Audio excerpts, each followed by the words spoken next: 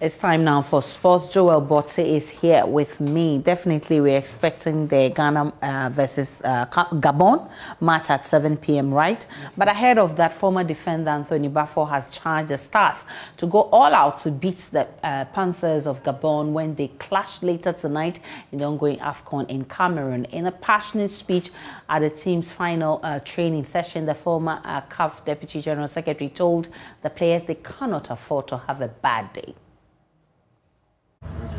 My name is Tony Bafo. Some might not know me, some know me. You see us all standing here: Richard Kingston, Sami Kufo, Ibrahim Tanko, Maxwell Konedo. We used to stand there where you are standing now. We used to play in this competition. That's why we are here. First of all, Captain, to support you on your colleagues. We are like you. I was just telling Randy that we can't play anymore. What we do is slow motion, okay, or PlayStation. But what we miss is the atmosphere. The atmosphere. I'm just from the stadium. I watch Cameroon playing. Guys, tomorrow is a do or die. That doesn't exist. It's do or do. Please put that in your heads. Let the people talk. I remember your speech in the dressing room. Let the journalists write whatever they want to write. Tomorrow is the D-Day. You see, you must show hunger. Hunger to win. Aubameyang has recovered. I don't know if Abdul Munin, Jonathan Mensah, Jiko or Daniel Amate is going to play in the center defense. I don't care. From day one, when you move out of that dressing room, when you go into the tunnel, they must feel you, not smile. It's no more joking. Comoros, Gabon. Gabon is going to fall tomorrow. Gabon is going to fall tomorrow. Captain, where are you? Thomas Partey, Wakaso, Jordan, Baba, Jonathan Mensah. Why am I mentioning you?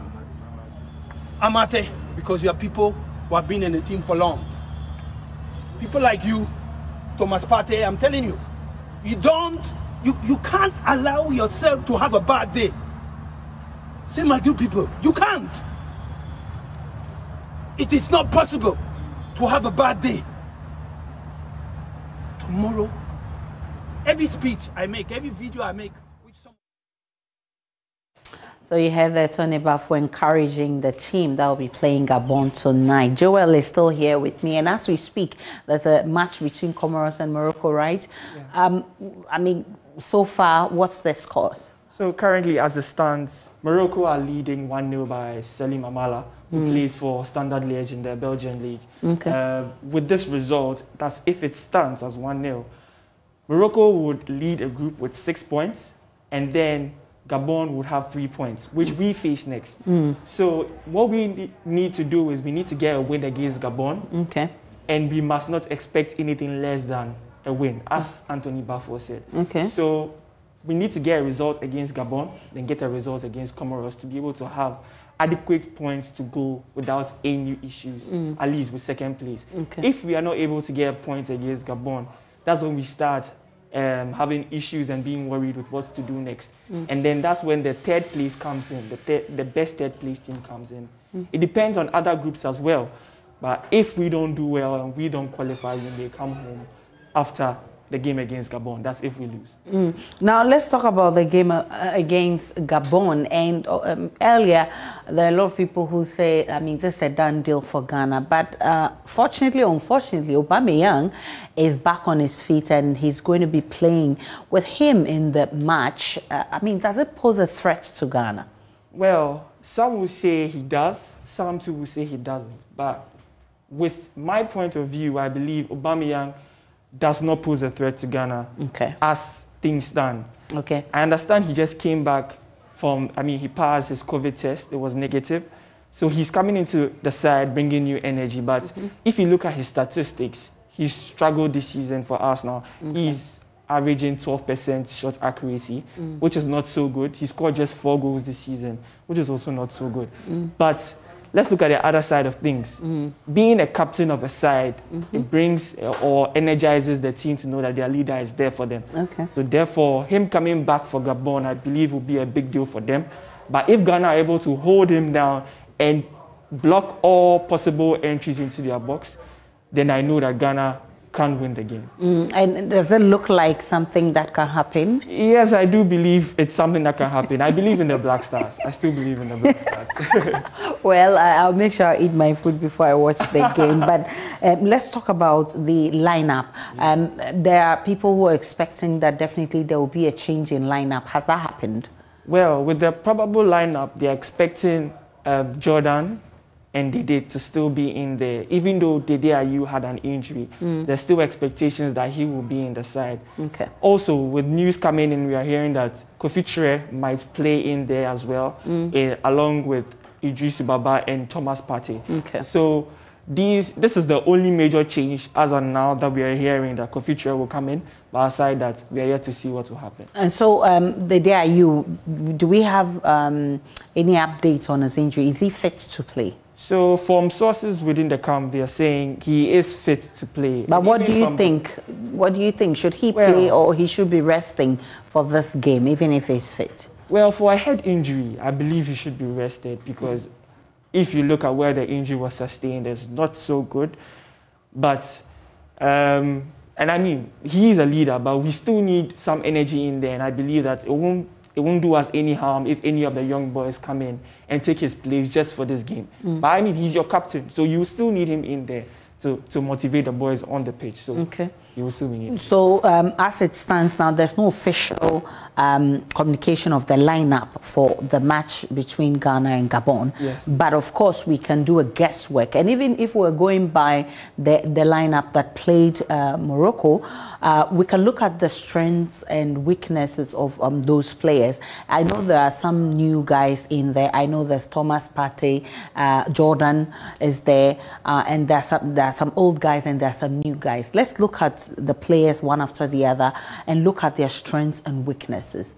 Okay, so if we start from our goalkeeping department, many will say Walcott has been our best goalkeeper so far. That's comparing with the other two goalkeepers on the bench. Okay. He is not so good in distribution as some may say, but in context, he's not done so bad. So I believe he is the best choice we have in terms of the goalkeeping department. If we come to defense, we have Alexander Djikou, who plays for Strasbourg in the French league, and then Daniel Amate, who plays for Leicester City in the English Premier League. They are both good defenders in terms of reading the ball and also interceptions. But in terms of weaknesses, I can say sometimes they do lose focus in there. Sometimes they lose focus, but they're one of our best pairs we have. Looking at our fullbacks, we have Andy Adam and we have Baba Rahman. Okay. Both play for Reading in the English Championship, and they've been good for their club side. Okay. So I believe that they offer us something on the wide areas. Okay. Now, if we come to midfield, we have Thomas Partey, who many believe is our best player. Thomas Partey plays for Arsenal, and he has been an excellent midfielder for Arsenal. I'm sure they are missing him as we speak, because yesterday we had Granit Xhaka had a red card in that game. You would believe that if Thomas Partey was there and was playing in the place of Xhaka, I don't think he would have done that tackle that we saw. So I believe Partey is a standout figure. Now, if you come to our attacking line, we have Jordan, Jordan has been trying to build his confidence. You've seen him do certain things that are helpful to the team. His hold-up play is excellent. He's good in terms of releasing the balls to players, getting players involved. That's good. But the downside to it is Jordan has not really scored many goals for the Black Stars. And as your striker or leading attacker, you expect that he gets the goals for you. That's the only issue. But aside that, on the field of play, Jordan is not so bad. If you look at Dede has been our influential figure. He's led the team on. He has been a true captain to us. And I believe that when you have such a captain in there, he brings that unity to you on the field. And therefore, that's something we can count on Dede for. Attacking-wise, Dede brings you his goals and his assists. He knows how to also involve players sometimes too, because of age. Some say he's reduced in terms of how he plays. But in our game between with Morocco, a lot of the football pundits suggested that we should do a lot more defense. But in this one with Gabon, what should be our strategy? So with this one, I believe that looking at what happened against Morocco is going to be an issue if we don't attack. I believe the game against Morocco was one where Coach Milovan felt that it was best if we took it easy and held the game to a draw, at least a draw, so that we can go into the next game looking for a result that is a win. So I believe that this game we should attack all out and then get the result, the 3 points. We should go through the middle areas where we know that we have Kofi Tre and Thomas Partey pushing. Thomas should be given freedom, and if Kamadine is also going to play, he should also be given some sort of freedom up top. And what are people? You have hope in the Black Stars, right? I do. Do other people have hope too? Well, let's see what they have to say. The last 4 years, the confidence in Black Stars is not there currently, because their performances are not good, and I'm really not sure about today's match. But no, I don't have too much hopes for the match. But then we will see. My expectations, I think they will do well. They are a good team. I am very sure they are a good team. And usually, you know, first matches and the first time, most of them are playing for their first time. So I think it's like that. But then I expect them to play very well, better than what they did in the first match. And I know they are going to do well. Even if they don't get the 3 points, I know they're still going to do well. My score prediction, I'm not very sure that they can win, but then I am very sure that they can do well. Let's say it can be a draw. I don't want to give myself high hopes because I've seen the matches they're playing. I'm just expecting them to win because the masses has really, lose hope in the Black Stars. So above all, I'm just expecting them to win today's match. Yeah. So even today, I just closed early from work just to, watch today's match. We play Morocco and they score us 1-0. Okay. So today's match, we have to score them. At least 2-1. 2-1 will be okay. The game against Morocco, I watched it, but the performance of Ghana is not all that good for me. The way I know Black Star way back, it's not the way that they used to play. So this time, Black Star, I'm not interested in their game too much as they used to play first. Gabon, we used to score them. So the game against Gabon, we know that by all means, they can win. They can win. I have hope in them. They can win. 2-1 or 1-0. 2-1 or 1-0. Today match, Ghana and Gabon. Today, I sure 100% that Ghana is going to win today, 1-0. I was expecting Ghana to win today. To bring in Ishaiku and other players to bench Dede and his brother. That would be the best for Ghana today. Ghana can win, of course, because Ghana cannot afford to lose 2 matches. They should win this match today. I can say Ghana can score 2-0. Gabon, they don't really play much, you understand. I even trust that Ghana is going to score more so that we can be qualified. So you heard there from the streets of Accra what they expect of the match tonight. And finally, let me pick your thoughts on Kudu. What's his name again? Kudus, right? So there's been a back and forth on when he's actually coming. Is he in town? Is he in for the match? So currently, he's not in for the match. He's not even with the camp as we speak. He is still with club side Ajax where they are monitoring his recovery, but it's expected, according to Milovan in his press conference, that Kudus will join us some way through the tournament, either maybe after round of 16. Some believe that it will be for our last game against Comoros. It's still undecided because they are still trying to look at when it will be fit or best for him to come back. But there's still some disputes in there to see. Wow, so we are not going to see him in today's match.